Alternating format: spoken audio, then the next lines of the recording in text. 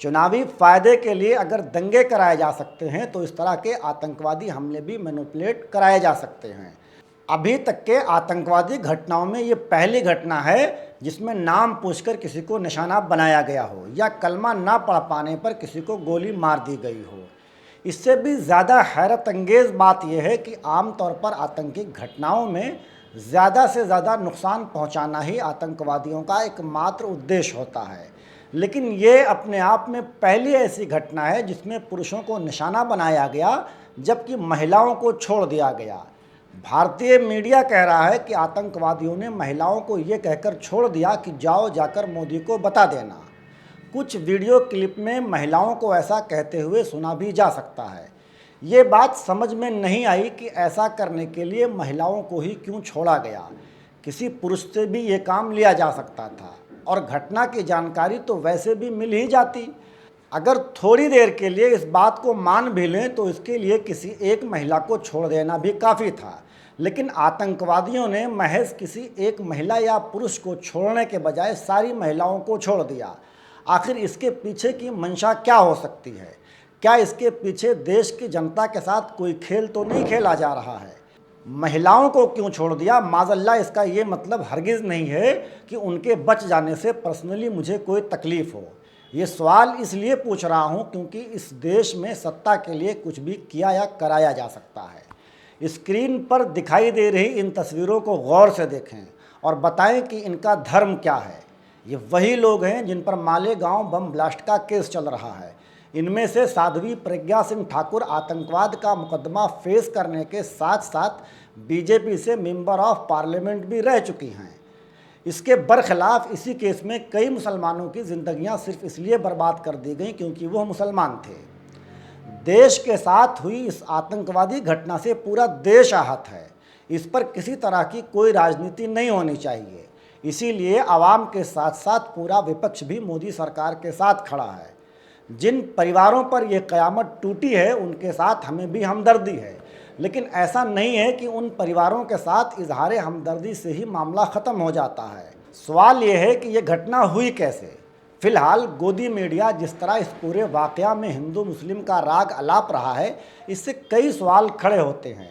कश्मीर बहुत पहले से ही सेंसिटिव जगह मानी जाती है और पहलगाम का बाईसरन मैदान जहां ये घटना हुई वो काफ़ी भीड़ भाड़ वाली जगह बताई जा रही है।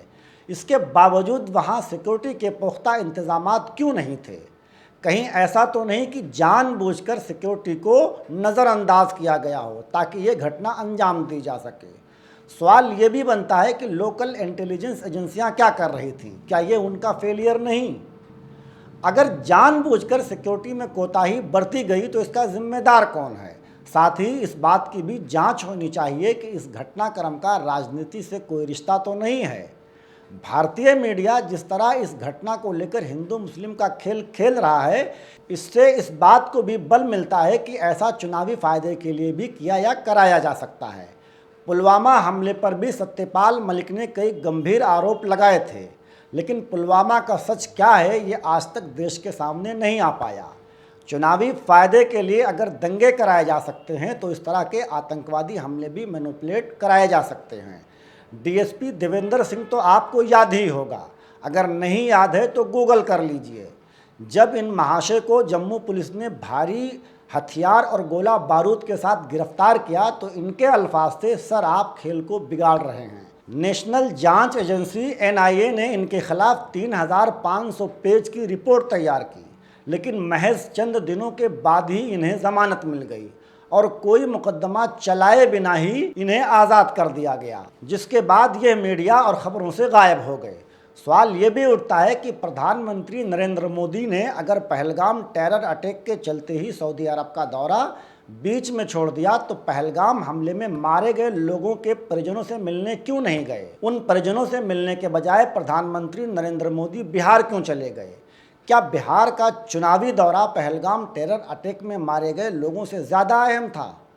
खैर, क्या अहम था और क्या अहम नहीं है ये फैसला जनता करे तो बेहतर होगा। मारे गए 25 लोगों से अगर बारी बारी नाम धर्म पूछने और कलमा पढ़वाने वाली बात का जायज़ा लिया जाए तो ये पूरी प्रक्रिया महज 25 से 30 मिनट में पूरी हो पाना मुश्किल है। अभी तक मीडिया रिपोर्ट्स के मुताबिक यह मामला 25 से 30 मिनट का ही बताया जा रहा है। मुझे नहीं लगता कि महज 25 से 30 मिनट में ये पूरी प्रक्रिया मुकम्मल हो पाएगी। और अगर ये मान भी लें कि नाम, धर्म और कलमा पढ़वाने की प्रक्रिया पूरी हो सकती है, तो ऐसी सूरत में सैयद हुसैन शाह को क्यों मारा गया? वो तो मुसलमान था और मुसलमान होने के नाते उसे कलमा भी ज़रूर याद रहा होगा। यहाँ मैं वाज़े कर दूँ कि मेरा ये बिल्कुल मतलब नहीं है कि मैं इस घटना को जस्टिफाई कर रहा हूँ। मैं सिर्फ ये कह रहा हूँ कि इस घटना की गैर जानिबदाराना जांच होनी चाहिए। हिंदू मुस्लिम के बजाय इंसाफ को मुद्दा बनाया जाना चाहिए। ऐसा ना हो कि सियासी फ़ायदे की खातिर सियासतदान शहरियों के जान से खेलना अपना जन्मसिद्ध अधिकार समझ लें। आज की वीडियो में बस इतना ही। आप हमारा चैनल सब्सक्राइब करना हरगिज़ ना भूलें। साथ ही हमारे फेसबुक पेज को भी फॉलो करते रहें और वीडियो को शेयर भी करें। शुक्रिया।